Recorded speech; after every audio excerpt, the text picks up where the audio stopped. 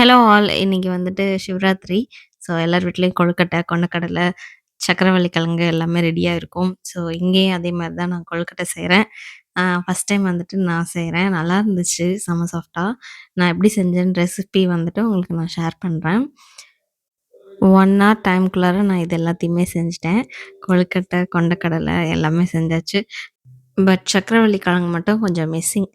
அது வந்து பார்த்தேன். பட் அத வந்து வாங்காம வந்துட்டேன் நானே. எதுக்கு இப்ப விக்கிறாங்க அப்படின்னு சொல்லிட்டு வந்துட்டேன். எனக்கு தெரியல.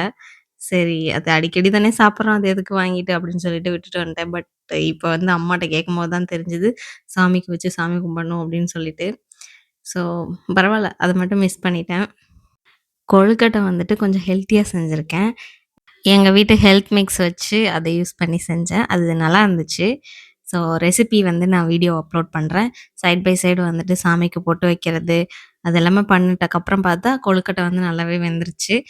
உண்மையாவே நல்லா சாஃப்ட்டா இருந்துச்சு. அப்புறம் கொண்டைக்கடலை வெந்ததுக்கு அப்புறமா அதையும் ரெடி பண்ணிட்டேன். பண்ணிட்டு அவ்வளோதான் சாமி கும்பிட்டாச்சு. இன்னைக்கு வந்துட்டு கோவிலுக்கு போமுல்ல.